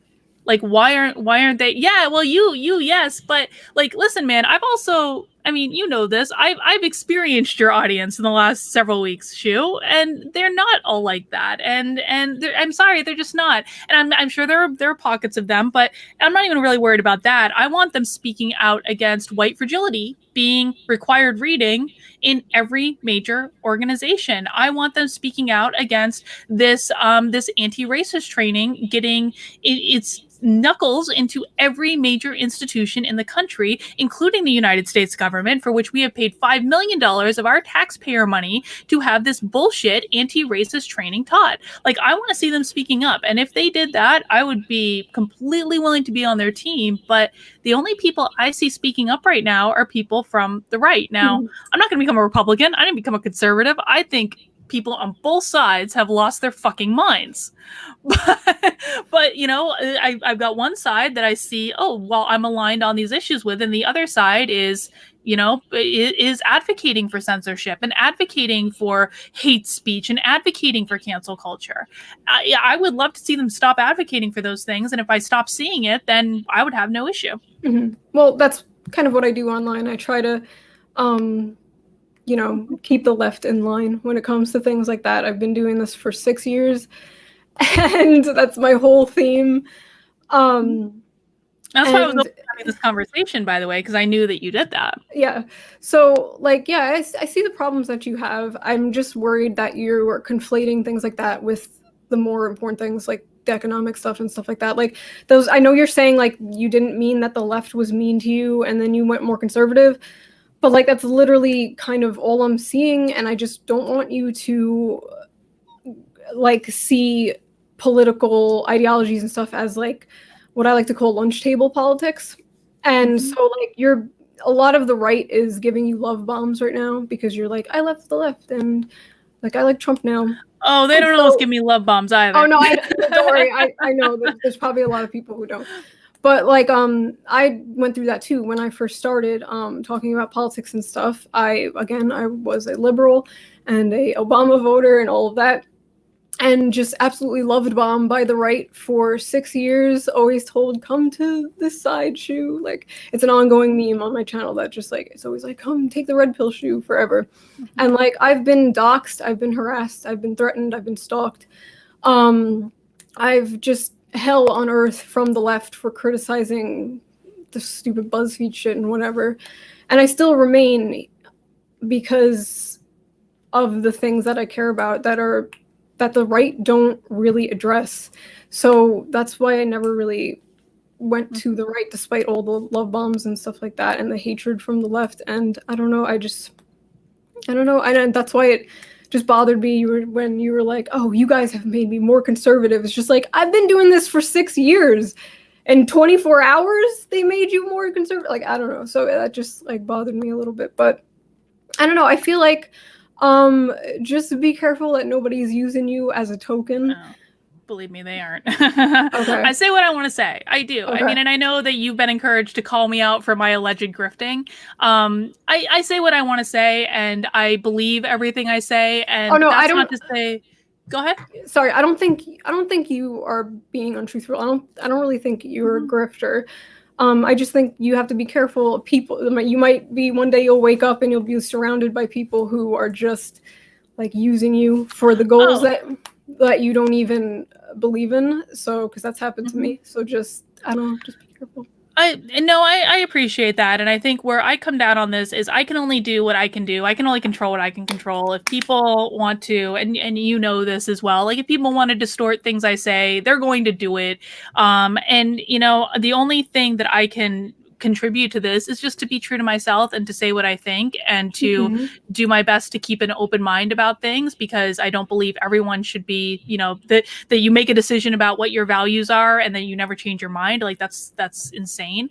I also just think that we have different thoughts right now about how to achieve these goals, and that's okay. I mean, it's okay for different things to matter to you than matters to me. That you know, and that's you know, that happens all the time. And I think that what my biggest hope in this conversation, and not just between you, but like more broadly, is I want to see people coming to the table in good faith, not trying to dunk on each other, to explore ideas for how to actually get shit done. That is my biggest worry right now. And if people come to the table and they have the attitude of compromise and trying to see different perspectives, I think that that's the best case scenario for everyone. You give a little to get a little. So we don't need to agree, and that's cool. Yeah, I wasn't gonna come on here and call you a bitch like somebody else, you know. Thank you. Male feminists, am I right? Oh, okay. God, they're the worst. And I just want to say, everyone in the chat who thought you were going to have a Vosh drinking game, I'm sorry. Okay.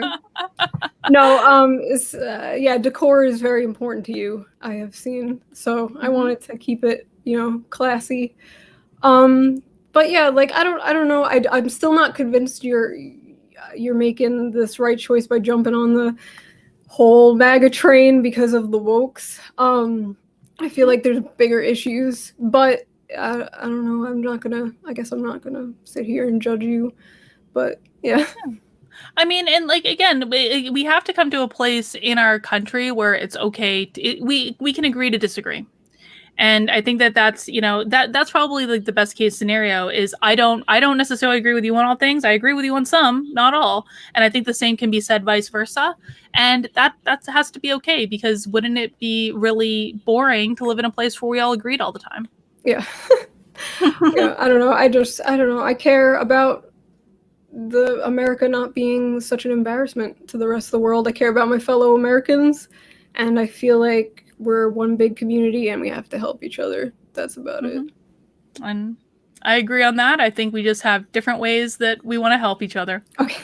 Um, all right. Do you have anything else you want to add? Because we've been going for about an hour. That like flew right by. Oh, wow, I didn't even notice. I don't know. Do you have anything else you want to argue about? Do you have questions or anything? No, I mean, I think I'm good. I mean, maybe we can. There have been super chats, guys. I'm sorry I didn't get to the super chats, and I really do appreciate you sending them in. We Let's can do see. super chats if you want. We don't have Do you want to do super chats? Yeah, I'm not Hang doing on. anything. I don't have a life. All right, I've been kind of logging the super chats as they came in, so let me just let me get some up on the screen. Aaron asks, would it be fair to say that one of the major issues with leftists today is that they tend to be authoritarian? Why would we willingly put authoritarians in power? I agree with that. What do you think, Shu?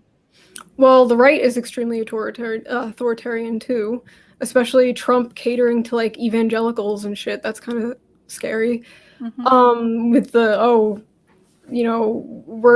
we ally like with Israel because the evangelicals like just absolutely being like, oh, the coming apocalypse. Kind of fucking scary in a way. Trump does have an authoritarian streak. I'm sure you can even agree with that. I don't necessarily agree with that. Okay. I think that I would have a couple of years ago. I don't now. I think that I mean, listen, if Trump was an authoritarian, he would have already gone into all these cities months ago. I don't think he's an authoritarian, but some of his language he uses is like creeping up there. But no, I agree that there are definitely left-wing people who are more authoritarian. I mean, I'm a libertarian, so and most of the people in my audience all fall on that team green on the compass. But there are some authoritarian aspects, I guess, when it comes to like policing language, I guess, shit like that, like the woke stuff like that.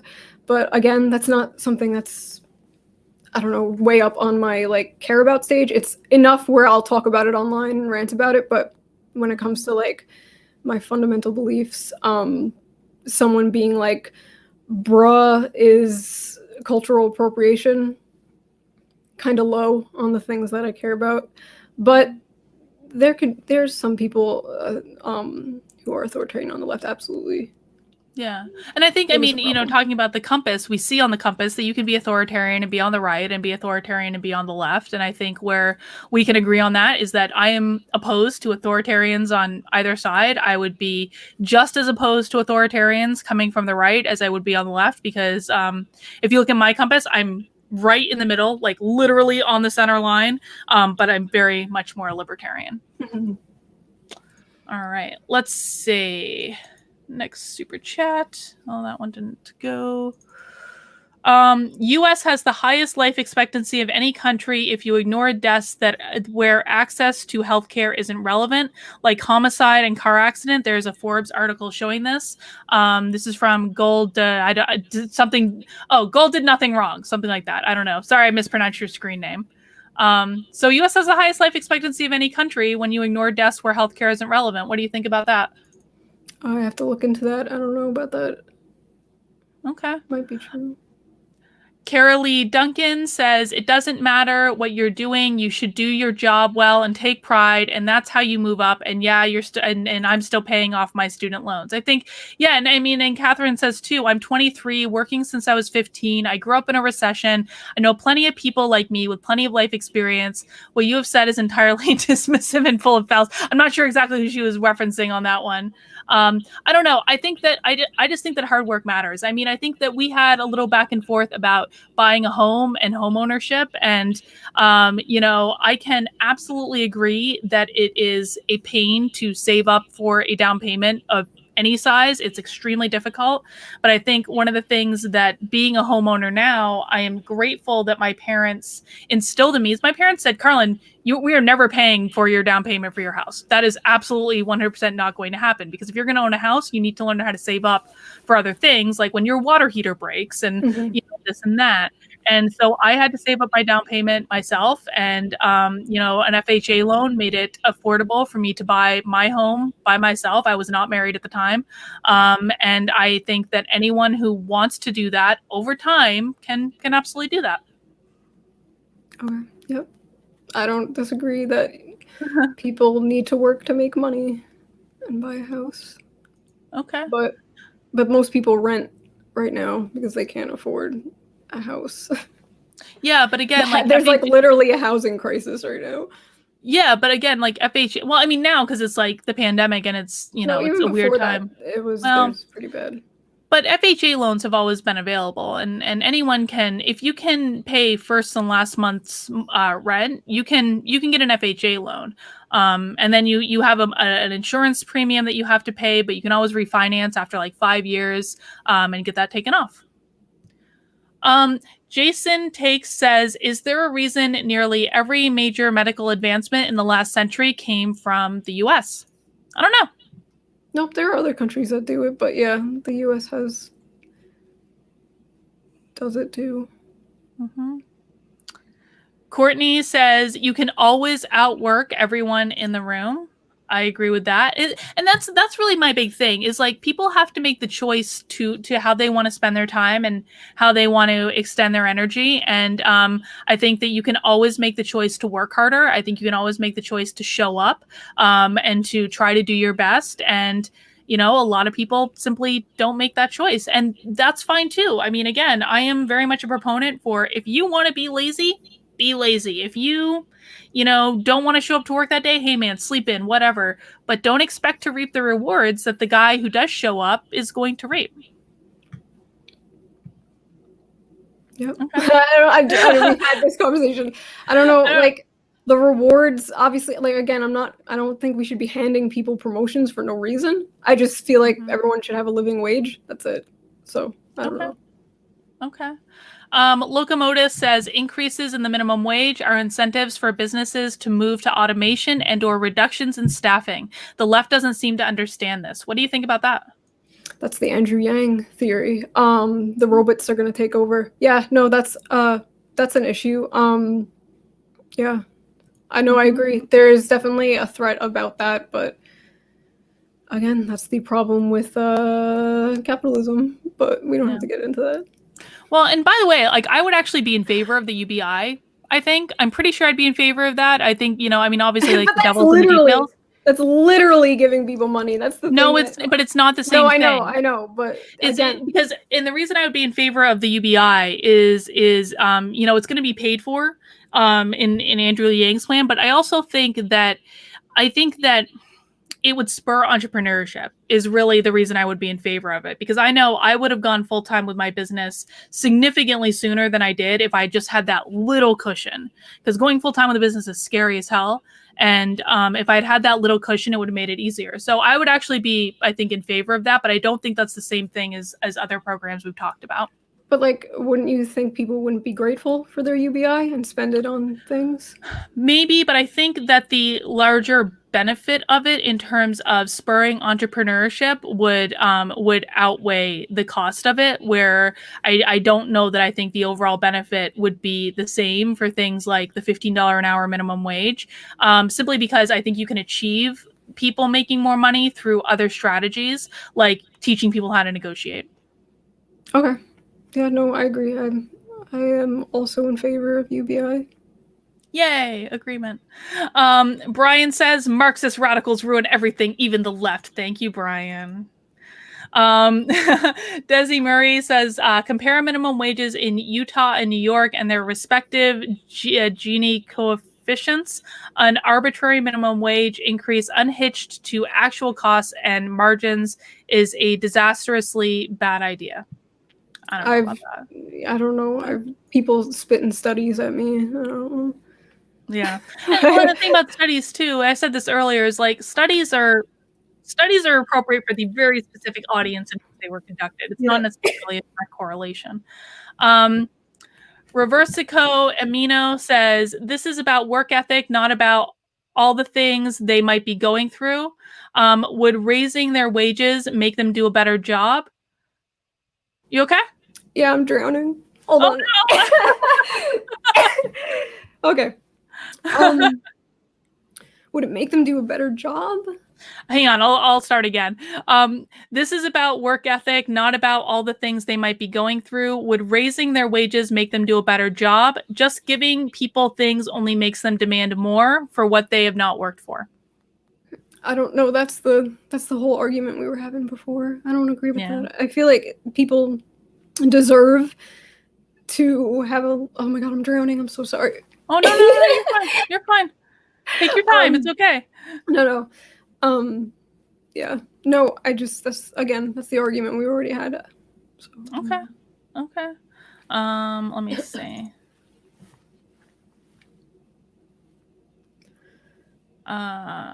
Sorry, I'm just trying to find a good one for us to respond to. Guys, if we don't get to your super chat, I'm sorry. You guys were very great about sending a lot of them in, and I'm very appreciative of it. That's something we've already talked about. Andrew says there are people who have lived in harder times than today that are happier than today's generations. Life is either half glass full or half empty. You decide. Well, of course, people were happier back then. It was easier to afford everything back then. That's kind of the boomer mindset. But we also have a higher standard of living today than, even... We have a higher standard of living today than they ever had back then. Yeah, but they still, it was a little easier for them, the economy and everything. Mm-hmm. We're kind of fucked, this generation. Well, I don't think we're fucked entirely. I think that there's always opportunity in everything. But again, I mean, this honestly is what goes back to the appreciation thing, because if we don't see opportunity, this is a beautiful time. Maybe this is a good place to end for me. And guys, again, I'm sorry you guys sent in a ton of super chats, and I really am grateful for it. I think that this is a wonderful time in our country. We have people right now that have been taking advantage of their unemployment benefits and plus that extra bonus on top of it. And I'm actually really glad that at least $400 of that is continuing. To be at home, to start businesses online, to transition, to start creating their own thing because they have time to do it. I actually think for me, this whole thing was a blessing. It screwed my main business in terms of all the business I had booked in terms of doing on-site training and stuff like that got postponed till next year, which sucks.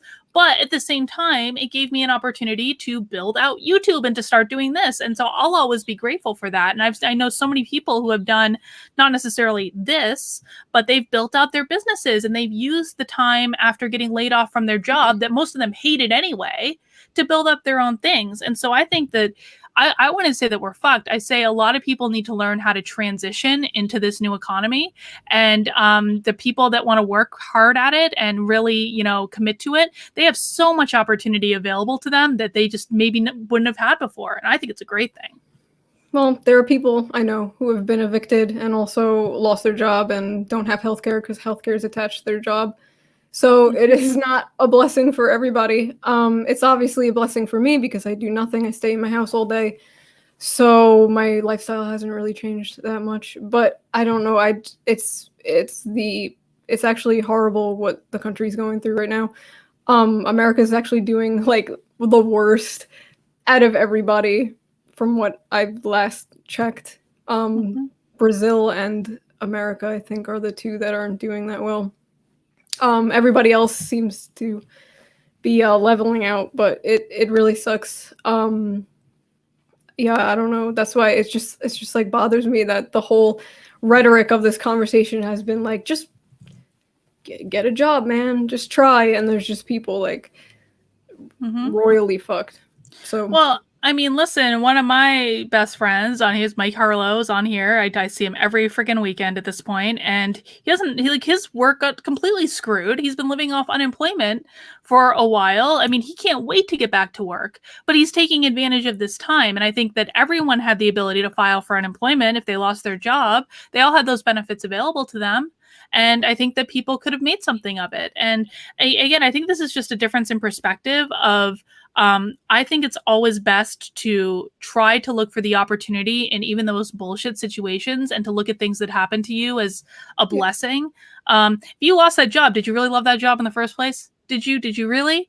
Because I would suspect, just because I've seen this so many times, they didn't really love the job. Well, And so well, it the could be a benefits blessing. that they got from the job that they lost. So, Well, maybe, but you can go get another job, and maybe it's even a better job. And wouldn't it be great if they took the opportunity to go find something else that maybe even had better benefits and was a much closer fit with what they wanted to do? And by the way, the easiest way to get a pay raise in any career is to go get another job. You're going to get the easiest pay raise you've ever gotten, simply by going and negotiating with another company. okay, it's not that easy though. It's not just go get a job. It's very hard for people. But it is that easy. Okay. It is. Maybe we should do a stream someday helping people to get a job, because I can definitely do that. We'll take this one because thank you for the nice big super chat, Maximum Casey. Hi, Carlin. Nice to see your stream again. Here's a question for you both of you and Shu, who I've heard of through Tim Pool. How do you feel about the large increase of first-time gun owners, people who've been on the fence about or anti-gun about it? We bought our first gun in the course of this whole thing. I am very grateful to have that gun in the house. So I am a big fan. 2 thumbs up. What do you think? Well, I'm not going to talk about my guns. Feds in the chat. No, I'm very pro-gun too. I feel like a lot of the left should be waking up to be pro-gun. Protect your family, protect yourself from, yeah. If you think that there's a fascist uprising and you're anti-gun, what are you doing? But anyway, yeah. No, I'm very pro-gun. I actually didn't used to be. Like 3 years ago, I was one of those people that were like, take the guns away. Like, guns just kill people. And like maybe a year ago, I started to come around to it. But yeah, there's the left. The further left, they always say the further left you go, you get your guns back. So exactly. Well, I think that, we've been going for almost 2 hours at this point. I have a coaching call coming up in a little bit, so I need some decompression time. So I mean, do we want to do like maybe closing statements? Close it for our cases? Oh yeah. I don't know. I see. This was fun. Thank you for having me on. I see a lot of myself in you. Don't take that as a insult. But I don't know. I feel like you're putting too much stake into the wokes and the Twitter and the SJWs, and maybe think about the bigger picture. But yeah, I'll just leave it at that. And but it was really nice talking to you. And also, thanks everybody for being here. Yeah. And I really appreciated this conversation as well. I'm very appreciative of you coming on my channel and you sharing it out with your audience. I think it's very clear that there are things that we agree on and things we disagree on. But I think above all, what I'm happy about is that we were able to have a civil dialogue and express those disagreements without yelling, without insults, because I really think that's the only way that this works, is to be able to have these discussions. And so I'm pretty thrilled with the way this came off. This is like 2 hours. I haven't been called a bitch or a C word once. So I'm going to take that as a win. Not that I didn't actually expect that. But I'm going to take that as a win. And I want to thank most people in the chat for behaving themselves. That was really great. And thank you to everyone who came out. And I hope you enjoyed the conversation. All right, guys. Catch you later. Bye.